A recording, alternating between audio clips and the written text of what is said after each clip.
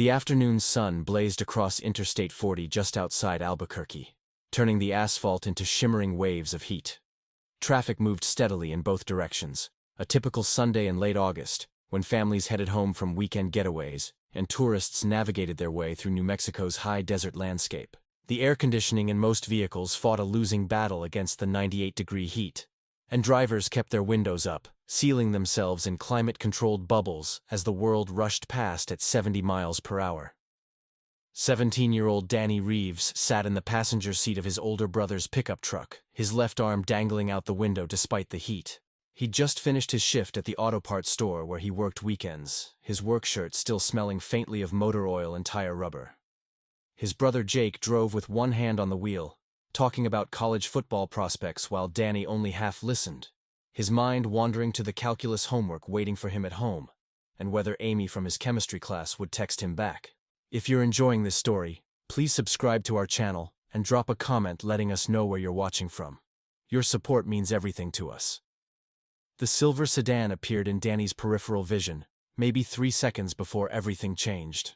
It was weaving slightly between lanes in the fast lane, 2 cars ahead of them, nothing unusual enough to warrant real concern on a busy highway. Then it happened with the kind of speed that makes time feel elastic and surreal. The sedan's rear tire blew with a sound like a gunshot, and the vehicle lurched violently to the right. The driver overcorrected, jerking the wheel hard left. Physics took over with merciless precision. The sedan spun across 3 lanes of traffic, other vehicles swerving and braking in desperate attempts to avoid collision. Danny watched the sedan clip the front bumper of a blue SUV, sending it into a spin of its own. Metal shrieked against metal as the sedan rolled, once, twice, 3 times, pieces of the vehicle exploding outward like shrapnel. Glass transformed into glittering clouds of destruction.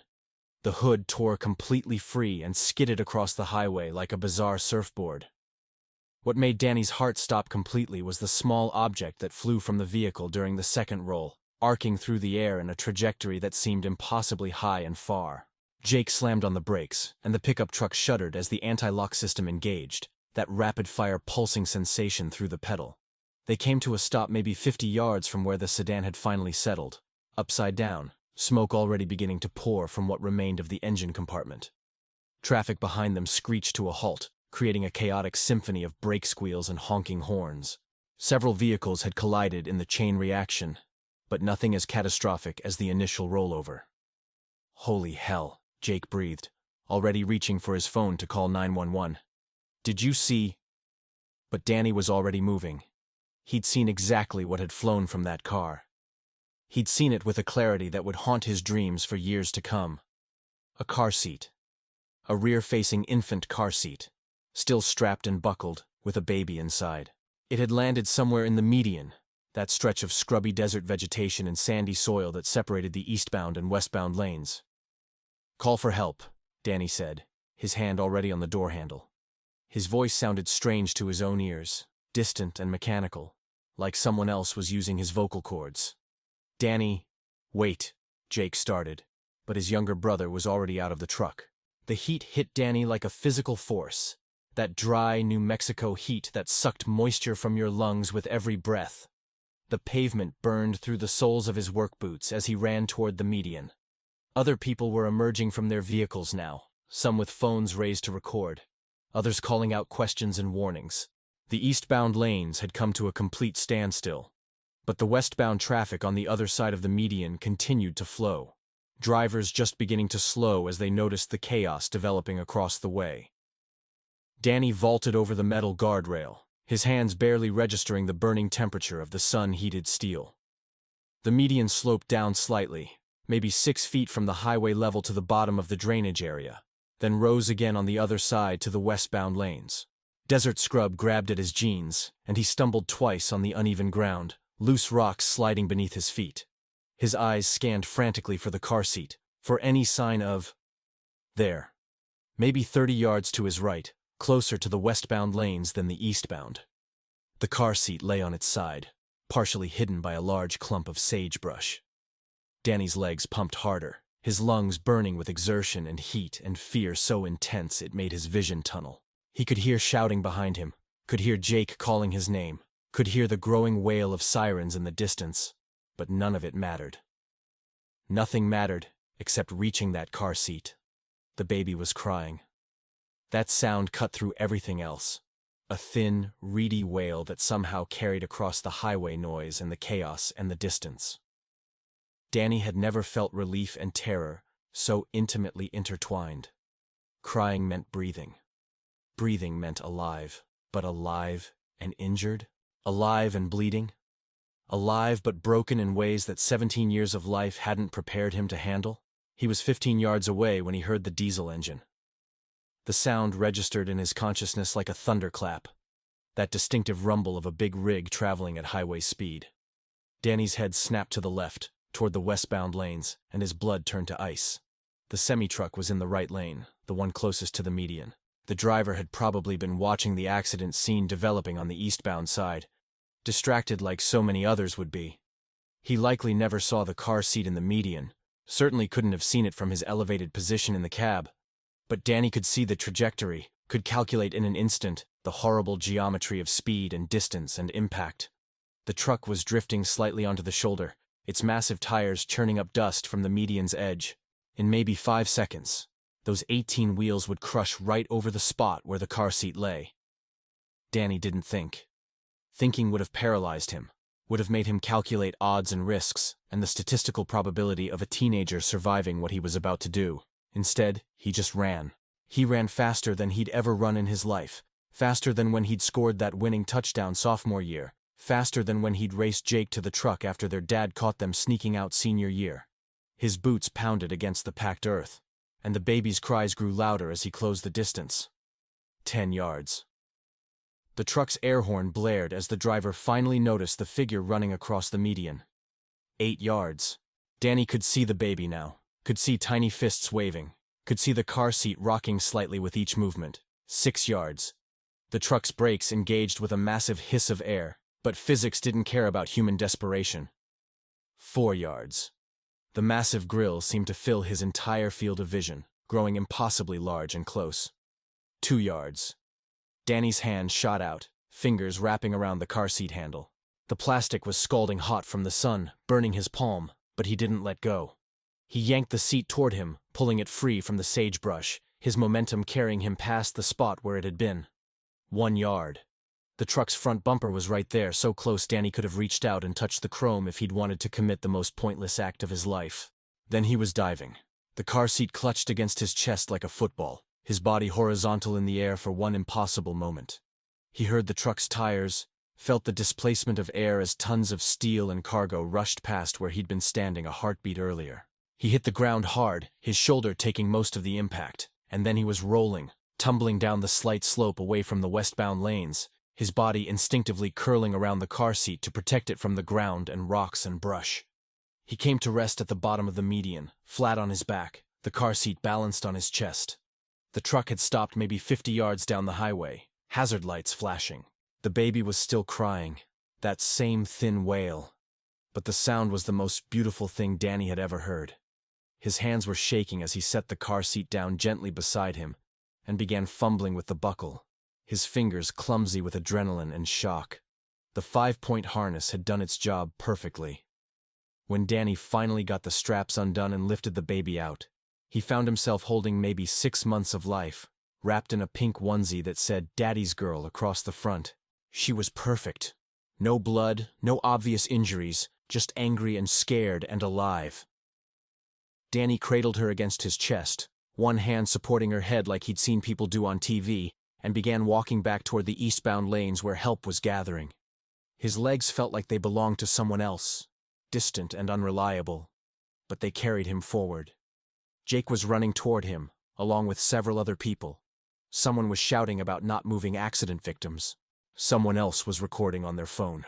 Through it all, Danny kept walking, kept holding this tiny stranger against his chest, kept feeling her small heart beating rapidly against his own racing pulse.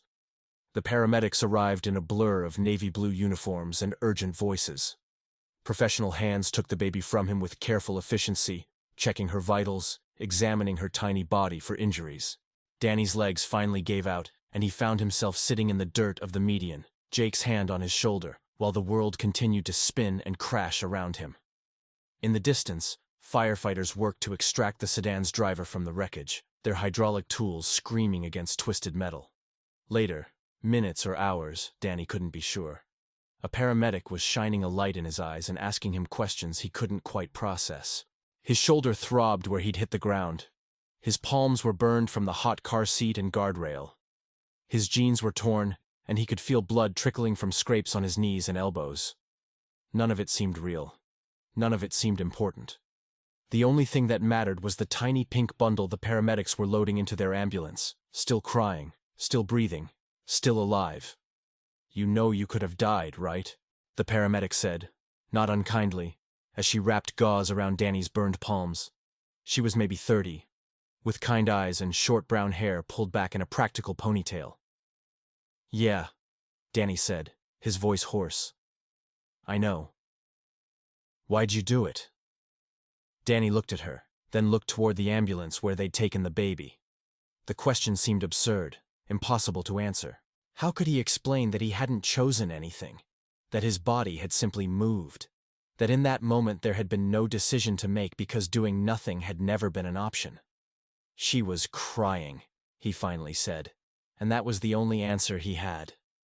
The next several hours passed in a surreal fog of emergency room procedures and police interviews. Danny sat in a plastic chair in the ER waiting room, his shoulder properly examined and determined to be badly bruised but not broken, his burns treated and wrapped, his various scrapes cleaned and bandaged.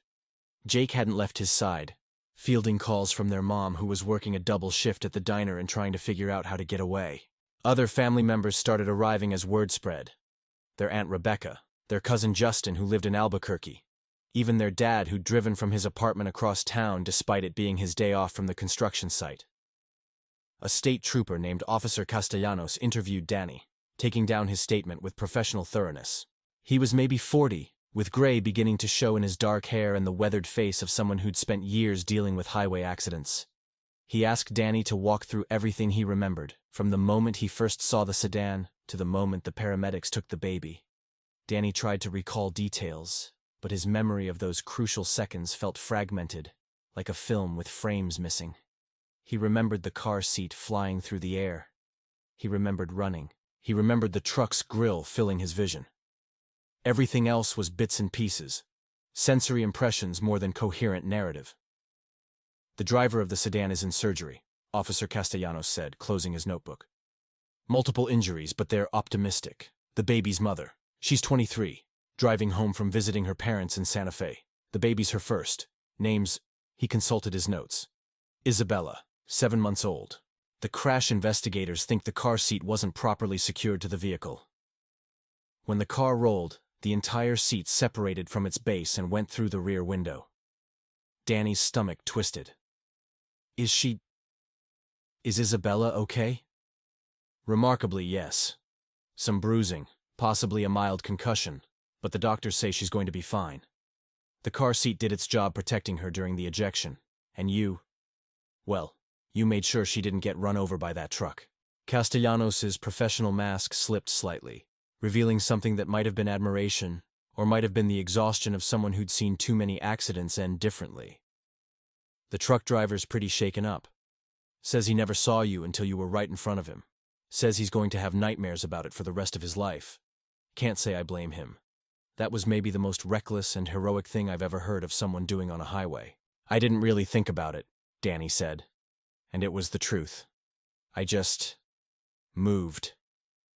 "Yeah, well, most people would have thought about it, and by the time they finished thinking, that baby would be dead. The world needs more people who just move when moving is what's needed." Castellanos stood, offering Danny a business card. "We might need follow-up statements as the investigation continues. The media's already getting wind of this.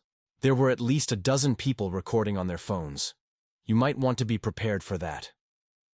As if summoned by the warning, Danny's phone began buzzing with notifications. Text messages, Facebook tags, Instagram mentions. Jake grabbed the phone before Danny could look at it. "Don't," he said simply. "Not yet. Just breathe for a minute." But breathing was harder than it should have been. Now that the adrenaline was fading, reaction was setting in. Danny's hands trembled despite the pain medication they'd given him for his burns. His mind kept replaying the moment the truck's bumper had come within inches of his body, kept showing him alternate versions where his timing was slightly off, where his hand missed the car seat handle, where the physics of velocity and momentum played out just differently enough to produce a different ending. "Danny?" His Aunt Rebecca appeared in front of him, her face creased with concern. She worked as a nurse at a different hospital, still wearing her scrubs from her own shift. "Sweetheart, do you need anything? Water? Food? Do you want us to call Dr. Morgan?" Dr. Morgan was the family therapist Danny had seen briefly after his parents' divorce 3 years earlier. "I'm okay," Danny said automatically, though he wasn't sure if that was true. "I just want to know if the mom's going to make it." "I can try to find out," Rebecca said, already pulling out her phone to text colleagues who might have connections to the surgical team. Danny's dad sat down heavily in the chair next to him. Robert Reeves was a big man, 6'2", with hands scarred from 30 years of construction work and a back that ached in cold weather. He and Danny's mom had divorced when Danny was 14, and their relationship remained civil but distant. Robert had remarried quickly, which Danny's mom pretended not to care about, and Danny himself had mixed feelings regarding. But seeing his dad now, the older man's eyes red-rimmed and his jaw tight, Danny felt something loosen in his chest. "Your mom's on her way," Robert said. "Should be here in 20 minutes. She's pretty upset. In a good way. A scared way. You know how she gets." Yeah. Danny knew exactly how she got. Maria Reeves was a worrier by nature, a woman who'd grown up the oldest of 7 children and never quite shaken the responsibility of keeping everyone safe. She'd nearly had a breakdown when Danny got his driver's license, convinced every trip to the store would end in disaster. "That was a stupid thing you did," Robert said after a long pause. "Running into traffic like that could have gotten yourself killed." "Dad." Jake started to protest, but Robert held up a hand. "Let me finish. It was stupid. It was also the bravest damn thing I've ever heard of. I'm proud of you, son. Scared out of my mind, angry that you put yourself in danger, but proud. That baby's going home to her mama because you didn't think about yourself for even a second. That's something." Danny felt his throat tighten. His dad wasn't an emotional man. Hadn't told Danny he was proud of him more than a handful of times in his 17 years. Hearing it now, in this sterile waiting room with fluorescent lights humming overhead and the smell of antiseptic heavy in the air, made everything feel suddenly more real and more overwhelming. "I heard her crying," Danny said, his voice barely above a whisper. "She was just lying there, and nobody else was close enough. If I hadn't—" "But you did," Robert said firmly. "You did, and that's what counts.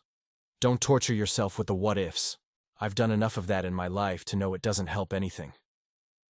The waiting room's TV was on, tuned to a local news station, the volume low. Danny became aware of it gradually, his attention drawn by familiar images on the screen. Highway 40, the overturned sedan. Aerial footage from a news helicopter showing the chaotic aftermath of the accident. Then his own face appeared, a terrible school photo from last year that someone had obviously pulled from social media. The Chiron read, "Local teen risks life to save baby in highway rescue." "Oh hell," Jake muttered. "Here we go." The news anchor, a woman with perfect hair and a practiced expression of concern, was speaking. "Extraordinary act of heroism on Interstate 40 this afternoon, when 17-year-old Daniel Reeves ran into active traffic to rescue an infant ejected from a vehicle during a multi-car accident. Eyewitness accounts describe Reeves pulling the baby from the path of an oncoming semi-truck with only seconds to spare. Both the infant and the vehicle's driver are reportedly being treated at local hospitals. We'll have more on this developing story at 6. Danny's phone continued to buzz with increasing frequency. News outlets requesting interviews. Classmates texting congratulations and disbelief. Teachers from his high school reaching out. The principal's office leaving a voicemail. It felt surreal, this sudden intrusion of the outside world into what had felt like a private, terrible, profound moment. Danny had saved a life, yes, but it hadn't been about recognition or headlines or social media posts. It had been about a baby crying in the desert heat, about seconds ticking away, about the simple, urgent need to act. We should probably prepare some kind of statement, Jake said, ever practical. At 22, he'd finished college with a business degree and worked in marketing for a local tech company. He thought in terms of messaging and optics, in a way Danny found both useful and slightly exhausting. The media is going to want to talk to you. It might be better to do one official interview, get your story out there the way you want it told, rather than let other people control the narrative. I don't want a narrative, Danny said. I want to know if that baby's mom is going to live. I want to know if Isabella's really okay. I want to... He trailed off, not sure how to articulate what he wanted. To rewind time? To make the accident never happen? To unsee the image of that car seat flying through the air? His mom arrived in a tornado of worry and relief, pulling Danny into a fierce hug that made his bruised shoulder protest. Maria Reeves was short, barely 5'3", with dark hair beginning to show gray, and the kind of strength that came from years of working 2 jobs to support 2 kids. She smelled like coffee and the diner where she waitressed, familiar scents that made Danny feel suddenly much younger than 17. Mijijo, she said, switching to Spanish the way she did when emotions ran high. ¿Qué pensabas? You could have died. That truck could have... But it didn't, Mom. I'm okay. The baby's okay. This time, Maria said, pulling back to look at his face, her hands framing his cheeks. This time you're okay. But Danny, you can't just... Maria, Robert interrupted gently. Let him breathe. He's had a hell of a day. For a moment, Danny's parents just looked at each other, some complex communication passing between them that he couldn't quite decode. Then his mom nodded, releasing her grip on his face but keeping one hand on his arm as if afraid he'd disappear if she let go completely. A doctor appeared, still wearing surgical scrubs, a mask pulled down around her neck. She scanned the waiting room before her eyes landed on their group. Reeves family? They all stood at once. The doctor smiled slightly at their collective reaction. I'm Dr. Patel. I just came from surgery with the driver of the vehicle from this afternoon's accident. Are you all family? Danny's the one who saved the baby, Jake said when everyone else seemed frozen. We're here with him. Dr. Patel's expression shifted to something warmer. Well then, I thought you might want to know. The patient came through surgery. We had to repair a ruptured spleen, set several broken ribs, and there was some internal bleeding we had to address. But she's stable now, and the prognosis is good. She's going to have a long recovery ahead of her. But she should make a full recovery. Danny felt his knees go weak with relief. And Isabella? The baby? Isabella's doing remarkably well considering what she went through. Pediatrics is keeping her overnight for observation, but all indications are that she's going to be just fine. No broken bones, no internal injuries, some bruising and soreness, but nothing that won't heal. She's a very lucky little girl. Dr. Patel paused, seeming to consider her next words carefully. The mother hasn't regained consciousness yet, but when she does, she's going to want to thank you. You gave her daughter back to her. There aren't really words for that. Can I see her? Danny asked. Isabella, I mean. Or is that weird? Dr. Patel considered this. Generally, we restrict pediatric ICU visits to family, but given the circumstances, I think we can make an exception. Let me check with the nursing staff. If the grandmother agrees, Isabella's maternal grandmother arrived about an hour ago, then yes, I think a brief visit could be arranged. After Dr. Patel left, Danny's family erupted in another round of relief and emotion. His mom was crying openly now. Jake was grinning and shaking his head in disbelief. His dad's hand rested heavy and steady on his good shoulder, and Aunt Rebecca was already texting the rest of the family with updates. In the midst of it all, Danny felt strangely separate, as if he were watching this scene from a distance rather than being at its center. He'd saved a life today. He'd run into traffic, grabbed a baby from the path of a semi-truck, and by all reasonable calculations should have died in the process. Instead, he was standing in a hospital waiting room with minor injuries, while somewhere upstairs a mother recovered from surgery, her daughter safe and whole. The pediatric ICU was painted in soft colors meant to be soothing, gentle blues and greens with murals of clouds and stars along the hallways. Danny followed Dr. Patel through security doors and past nursing stations, his mom walking beside him and refusing to be left behind. Jake had stayed in the waiting room with their dad and aunt, giving Danny space for whatever this was going to be. Isabella's grandmother waited in a small alcove near the baby's room. She was maybe 60, with dark hair pulled back in a bun and eyes swollen from crying. When she saw Danny approaching, she stood quickly, her hands clasping together. "You're Daniel?" she asked, her accent carrying hints of Spanish, like Danny's mom's did when she was tired. "Yes, ma'am, I'm Danny. I wanted to make sure she was okay." The woman's face crumpled slightly, and then she was moving forward, pulling Danny into a hug that was both gentle and desperate. "Thank you," she whispered. "Thank you for saving my granddaughter. My Catalina, she's in surgery still, and if I had lost them both today—" She couldn't finish the sentence, just held on to Danny like he might vanish. "Your daughter's out of surgery," Dr. Patel said quietly. "They just called up with an update. She's doing well." Fresh tears streamed down the grandmother's face. She released Danny, wiping at her eyes with a tissue that had clearly seen heavy use. I'm sorry. It's just been... Today has been the worst day, and then people keep telling me about you, about what you did, and I don't understand how we got so lucky. How did you... I just saw her," Danny said simply. "I saw the car seat fly out, and I saw where it landed, and there wasn't really time to think about anything except getting to her before..." He trailed off, not wanting to voice what would have happened if he'd been even a second slower. "Would you like to see her?" the grandmother asked. "She's sleeping now, but you could... if you wanted..." Danny nodded, not trusting his voice. Dr. Patel led them to the room where Isabella was being monitored. The baby looked impossibly tiny in the hospital crib, hooked up to monitors that beeped softly, tracking her heart rate and oxygen levels. She was dressed in a hospital-issue onesie, too big for her small body, and she'd been cleaned up since the accident.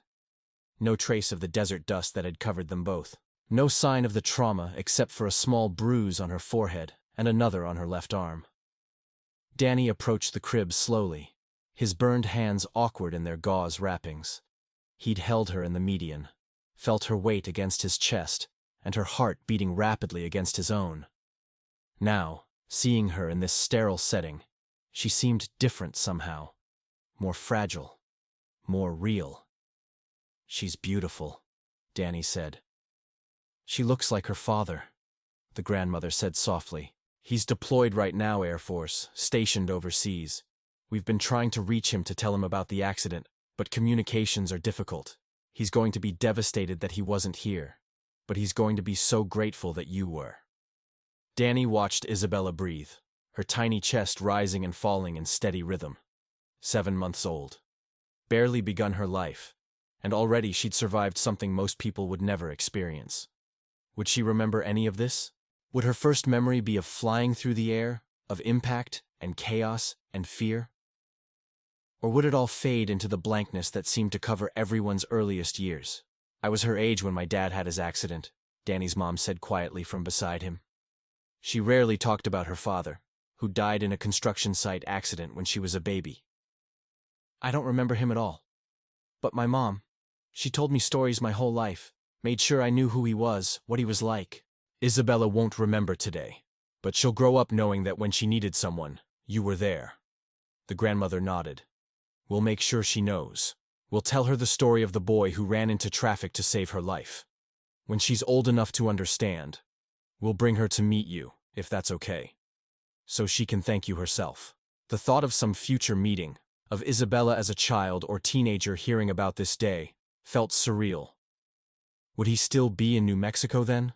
Would he even remember all the details? Or would they fade the way memories do, important moments losing their clarity over years? "I'd like that," Danny said, and meant it. They stood in silence for several minutes, watching Isabella sleep. 3 generations of family connected by a moment of chaos and chance and choice. A nurse came in to check the monitors, smiled at them all, and left. Somewhere in the hospital, Isabella's mother was recovering in the ICU, probably not even aware yet that her daughter was alive and well. Somewhere in another country, Isabella's father was going about his day, unaware that his family had nearly been torn apart. "We should let you get back to your family," Dr. Patel said gently. Visiting hours will be ending soon anyway. Danny nodded, but found it hard to leave. Some part of him needed to keep watching Isabella breathe, needed the constant reassurance that she was real and alive and safe. But the grandmother placed a gentle hand on his arm. Go home, she said. Rest. You've done enough for one day. More than enough. We've got her now. She's going to be okay. In the hallway, as they walked back toward the waiting room, Danny's mom kept her arm around his waist. You did good, mijo, she said. You did so good. I'm terrified of what could have happened, but I'm proud of you. Everyone keeps saying that, Danny said. That they're proud but scared, like they can't decide which one to be. We're both, Maria said simply. Being a parent means living with contradictions. I want you to be safe, but I also want you to be brave. I want you to think before you act, but I'm grateful you didn't today. I want you to have a long, peaceful life. But I'm proud that when someone needed help, you gave it without hesitation. Love is complicated like that. They found the rest of the family where they'd left them, though the waiting room had filled with others now. Danny recognized several people from school. His best friend Marcus. Wait, no. That name was on the forbidden list. His friend Tom. A couple of girls from his chemistry class including Amy. His teacher, Mr. Brennan, who coached the soccer team. Word had spread faster than Danny had anticipated. Tom stood when he saw Danny, pulling him into an awkward bro hug that avoided his bandaged shoulder. Dude, seriously? You're all over social media. There's like a dozen videos of you running across the highway. It's insane. You're basically a superhero. I'm not a superhero, Danny said, uncomfortable with the attention. I just did what anyone would do. No, Mr. Brennan said, his normally jovial face serious. Most people would have frozen or waited for emergency services. What you did required split-second decision-making and physical courage. Don't diminish it. Amy approached, her long blonde hair pulled back in a ponytail, her eyes wide. Are you okay? We saw the news and came as soon as we could. Tom drove like a maniac. I'm fine, Danny said automatically, though his shoulder throbbed and his hands ached, and his mind felt like it was wrapped in cotton. Just some burns and bruises. Your story's gone viral, one of the chemistry class girls said, holding up her phone. Look, it's trending on Twitter, and someone set up a GoFundMe to help with your medical bills. But I think people are just donating because they think you're a hero. It's already raised like $15,000. Danny felt his face go red. I have insurance through my mom's job. Tell people not to donate to that. Too late, Tom said, grinning. You're famous, dude. Embrace it. But Danny didn't want to embrace it. He wanted to go home, take a shower, sleep for about 12 hours, and wake up to find the world had moved on to the next story. He didn't want to be famous. He didn't want people recording his every move or setting up fundraisers or treating him like he'd done something impossible. He'd just run across some dirt and grabbed a car seat. Anyone could have done it. Anyone should have done it. I think we need to get you home, Jake said, reading his brother's discomfort accurately. Thanks for coming, everyone, but Danny needs rest. There were protests and promises to text later, and requests for photos that Danny politely declined. Mr. Brennan pulled him aside before they left. Take tomorrow off from school, he said. I'll let the administration know. You've been through trauma today, even if you don't feel it yet. Give yourself time to process. The drive home was quiet, Jake at the wheel while Danny stared out the window at the desert landscape lit by the setting sun. Everything looked the same as it had this morning. Same adobe buildings, same mountains in the distance, same endless sky. But Danny felt fundamentally changed. He'd always thought of himself as a normal kid. Decent student, worked a part-time job, played soccer but wasn't great at it, had a few good friends and a persistent crush on Amy. Now people were calling him a hero, and he didn't know how to reconcile that with his self-image. You okay? Jake asked after several miles of silence. I don't know, Danny said honestly. Ask me tomorrow. Danny didn't sleep well that night.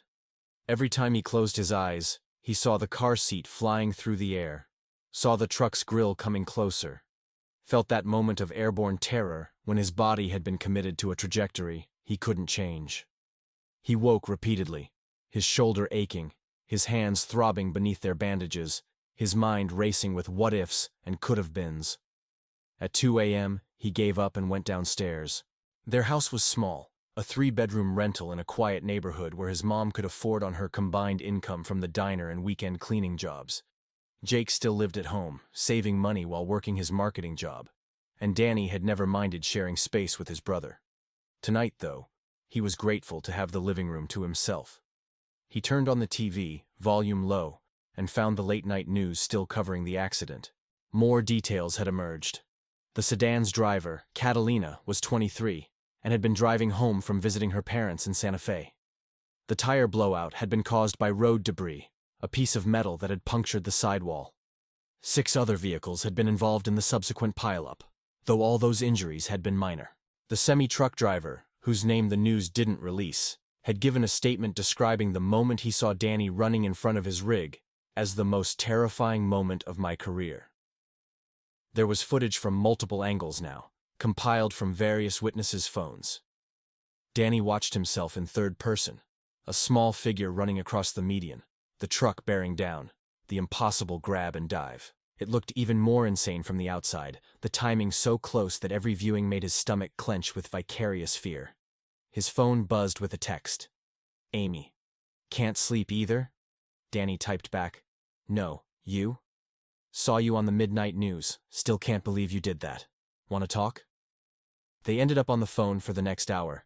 Danny stretched out on the couch, while Amy's quiet voice filled his ear from wherever she was in her own house across town. They talked about the accident, about his injuries, about how surreal it felt to see himself on TV. But they also talked about other things. The chemistry test on Wednesday, whether Mr. Brennan would actually let Danny skip tomorrow, Amy's college applications, and whether she'd stay in New Mexico or go somewhere else. "My mom thinks I should apply to schools in California," Amy said. "Better opportunities," she says. "But I don't know. I like it here. I like the people here. Some of them, anyway." There was something in her voice when she said that last part, a hint of meaning that Danny didn't want to assume but couldn't help hoping for. "You should go where you want to go," Danny said. "Not where your mom thinks you should." Says the guy who's probably going to get a full scholarship anywhere he wants after today. Hero saves baby. That's a hell of an essay topic. Danny hadn't thought about that. He was a decent student, B+ average with some A's in classes he cared about, but nothing that would make him stand out in college applications. Now, though, he'd have this story attached to him forever. Every Google search of his name would bring up today's videos and articles. Was that good? Bad? Both? "I don't want to use it like that," Danny said. "It feels wrong, like I'd be profiting from something that should just be." "You're weird, you know that?" Amy said, but she sounded fond rather than critical. "Most people would milk this for everything it's worth." "I'm not most people, I guess." "No," Amy agreed. "You're really not." They hung up around 3:30 a.m., Danny promising to text her when he woke up later. He finally fell asleep on the couch, the TV still flickering with late-night infomercials, his mind quieter than it had been. He woke to his mom shaking his good shoulder gently. "Mijo, there are reporters outside." Danny sat up too quickly, his shoulder protesting. Through the living room window he could see a news van parked on the street, a camera crew setting up. Neighbors were starting to emerge from their houses, curious about the commotion.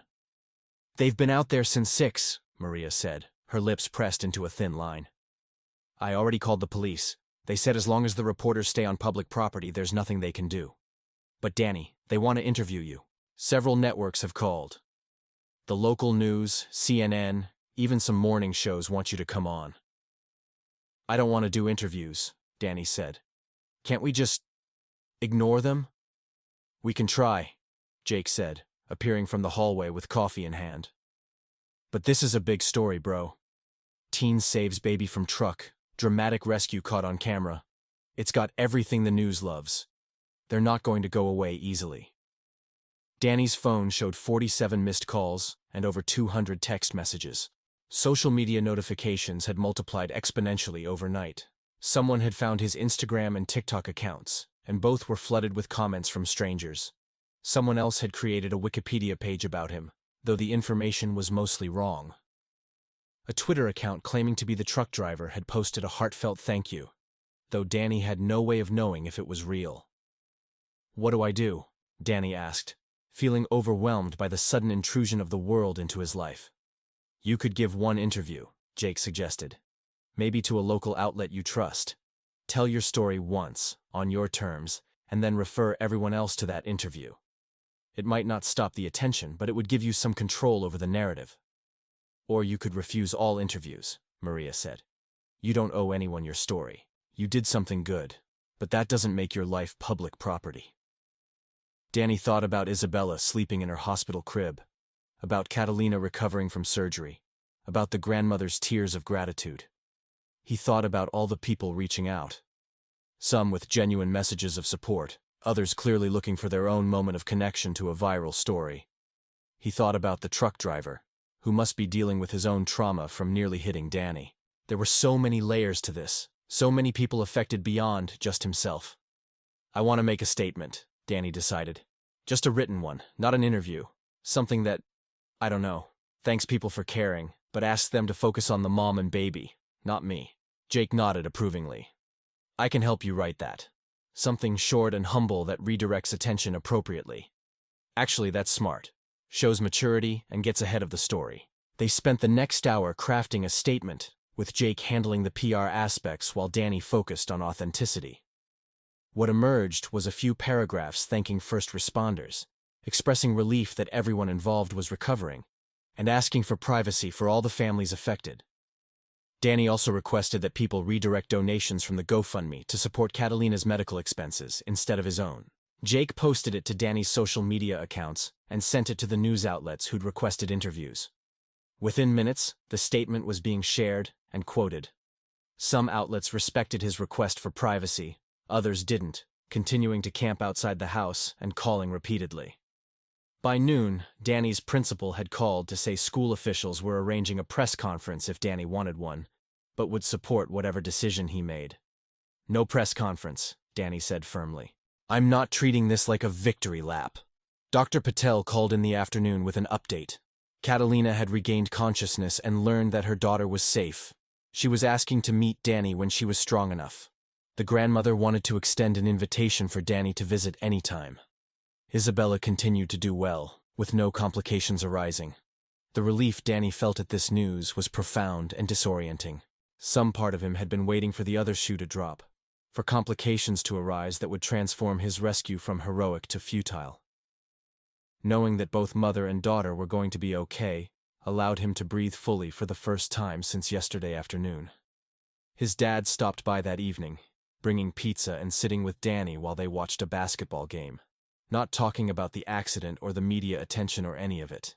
Just father and son, sharing food and sports and comfortable silence. When Robert left, he pulled Danny into a quick, tight hug. "Your mother and I might have screwed up a lot," he said quietly. "But we did something right with you." Danny returned to school on Wednesday, against his mom's advice but with Jake's support. Returning to normal felt important, necessary even. But normal proved elusive. Students stared at him in the hallways, whispered when they thought he couldn't hear, asked for photos and autographs like he was a celebrity. Teachers treated him differently, more gently, more carefully, as if he might break. His chemistry class gave him a standing ovation when he walked in, which made his face burn with embarrassment. Amy saved him at lunch, pulling him to a quiet corner of the cafeteria where their usual friend group gathered. Tom, and a few others who knew him well enough to treat him mostly normally, though even they kept asking how he was doing with an intensity that suggested they were really asking something else. "It's weird, right?" Tom said. "Like, we've known you forever, and suddenly, you're this guy everyone wants to meet.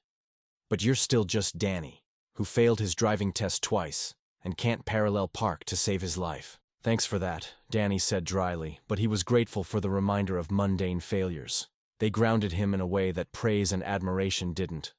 The story dominated local news for the rest of the week, though gradually other events began to share airtime. Danny declined all interview requests, maintained his privacy request, and slowly the intense media attention began to fade.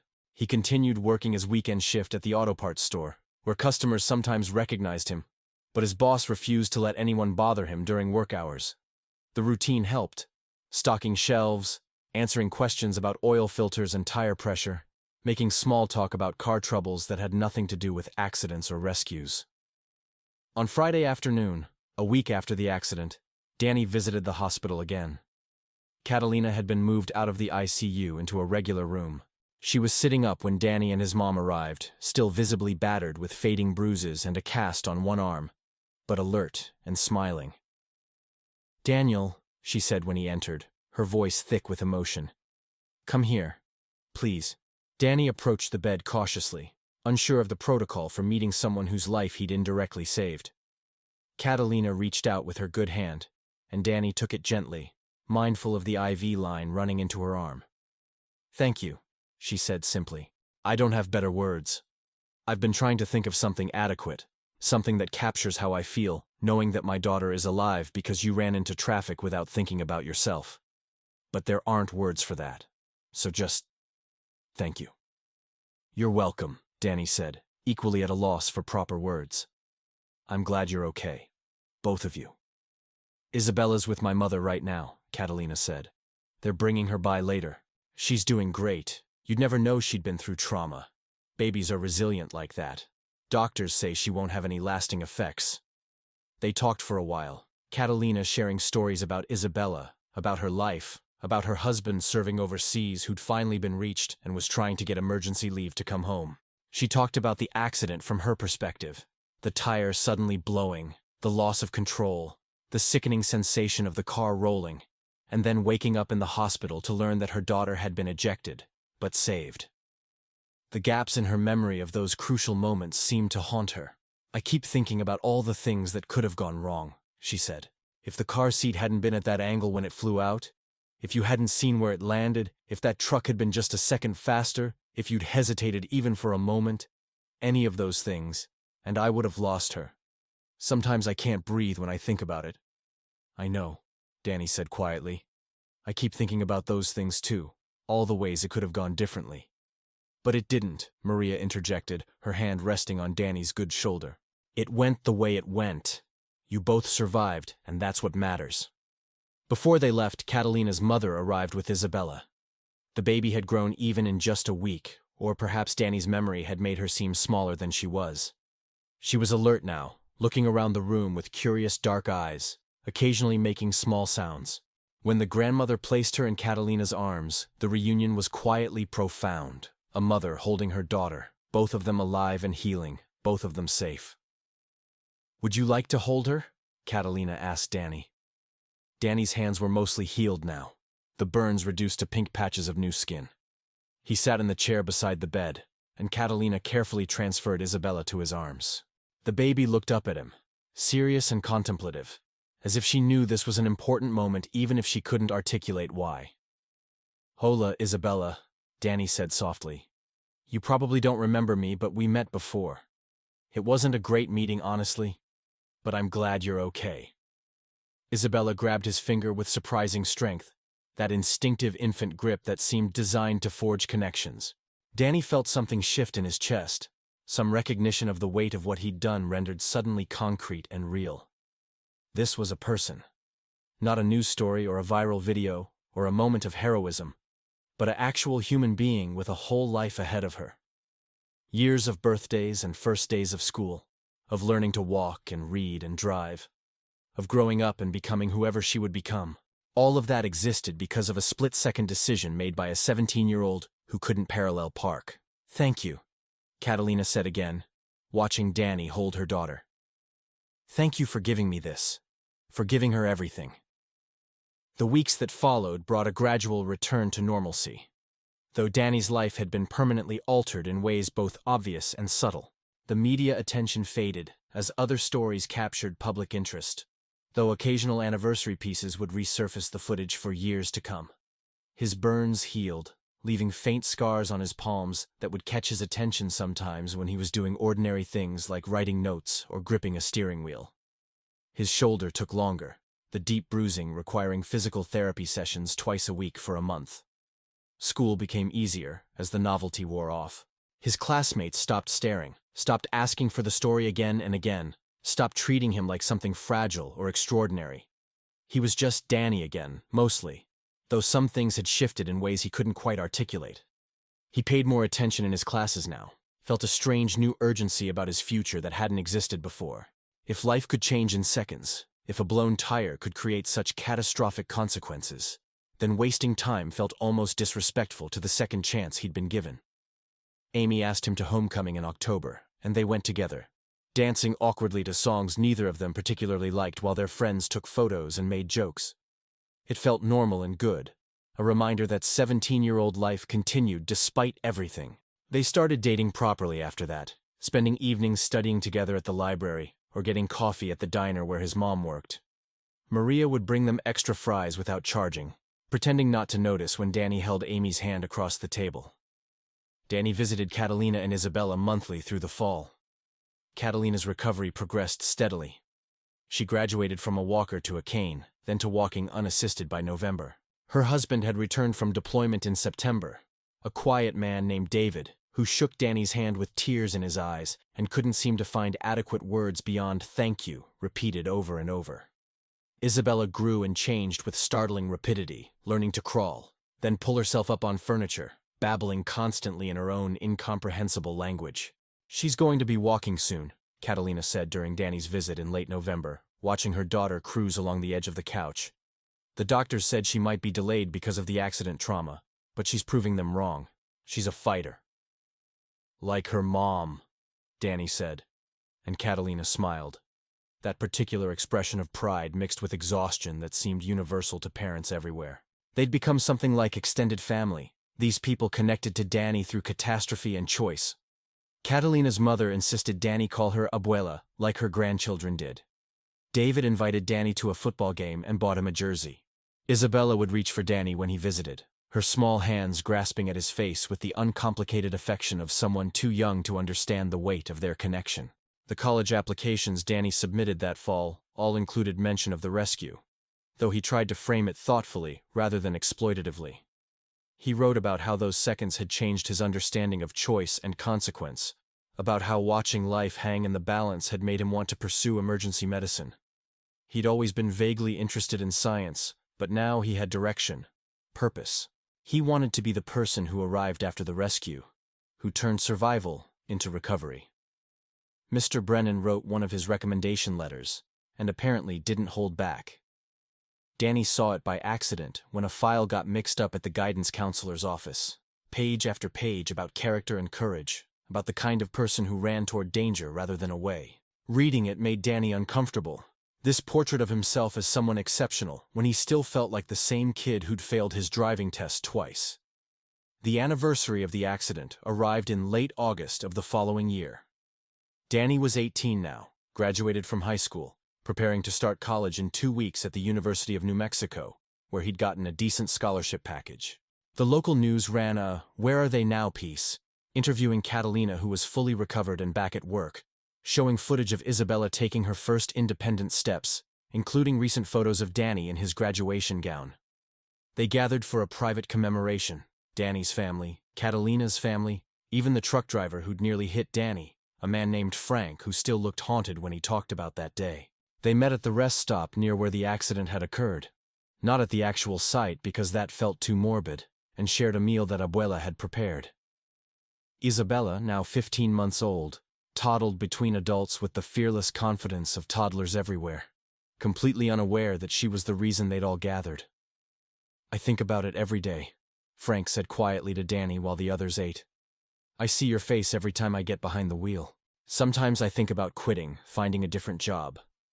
But then I think that maybe this is why I'm supposed to keep driving.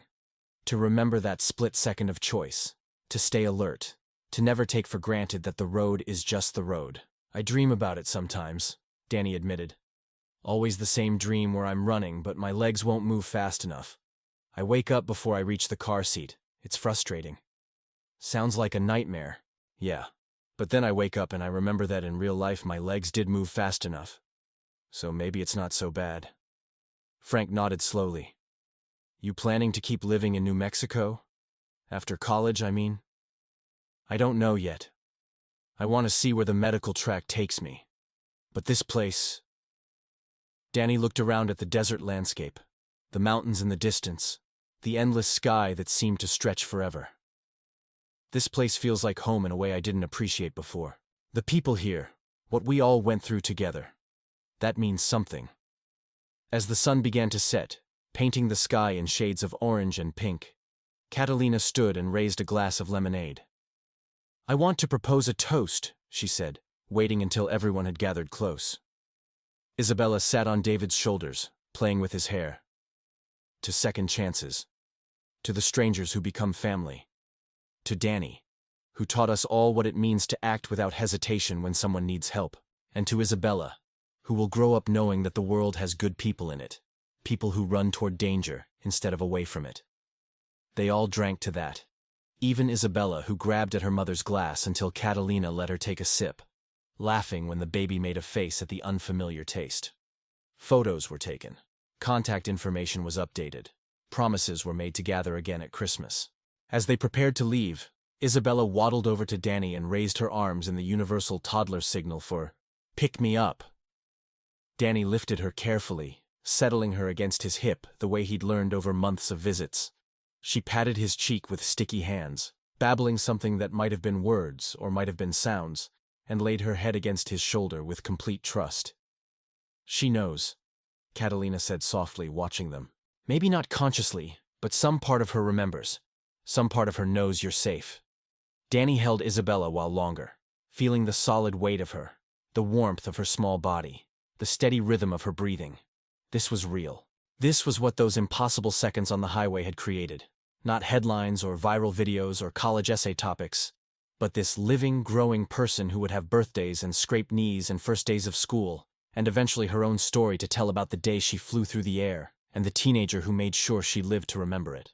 When he handed Isabella back to her mother, when he hugged his own family goodbye and climbed into Jake's truck for the drive home, Danny felt something settle in his chest. Peace. Maybe. Or acceptance. The accident would always be part of his story. Those few seconds would always define a chapter of his life. But they didn't define all of it. He was still becoming whoever he would be, still writing the rest of the story. The highway stretched ahead in the gathering darkness, headlights cutting through the desert night.